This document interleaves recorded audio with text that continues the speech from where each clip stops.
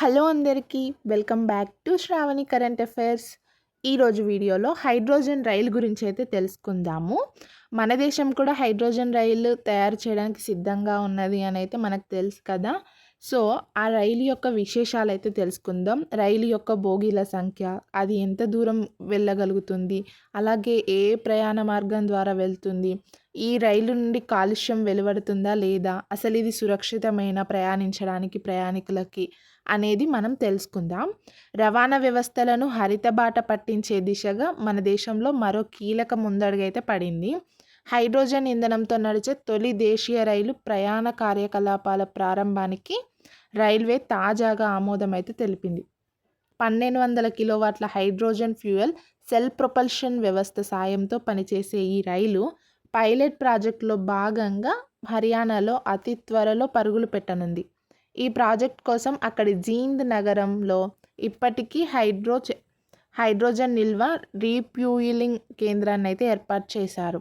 ఎక్కడ ఏర్పాటు చేశారు? జీంద్ నగరంలో హైడ్రోజన్ నిల్వ రీఫ్యూయిలింగ్ అయితే కేంద్రాన్ని అయితే ఏర్పాటు చేశారు. జర్మనీ, జపాన్, చైనా, అమెరికాలో మాత్రమే ప్రస్తుతం హైడ్రోజన్ రైళ్ళు అయితే నడుస్తుండటమో, వాటిని ప్రయోగాత్మకంగా పరీక్షిస్తుండటమో జరుగుతుంది. హర్యానాలో రైలు పట్టాలు ఎక్కితే ఈ దేశాల సరసన అయితే భారత్ చేరుతుంది.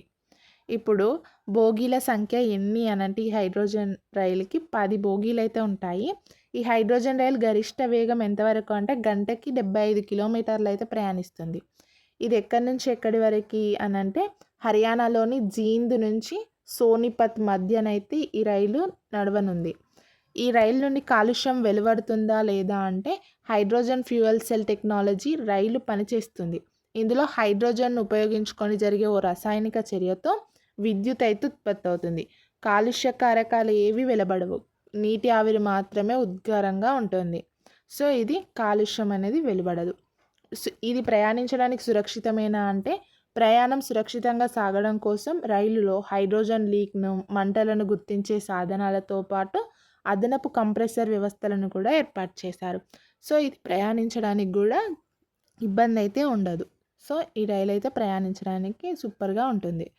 ఓకే, వీడియో నచ్చితే లైక్ చేయండి, షేర్ చేయండి, సబ్స్క్రైబ్ చేసుకోండి. అలాగే ఇలాంటి మరిన్ని యూస్ఫుల్ వీడియోస్ కోసం మన ఛానల్ని అయితే ఫాలో అవుతూ ఉండండి.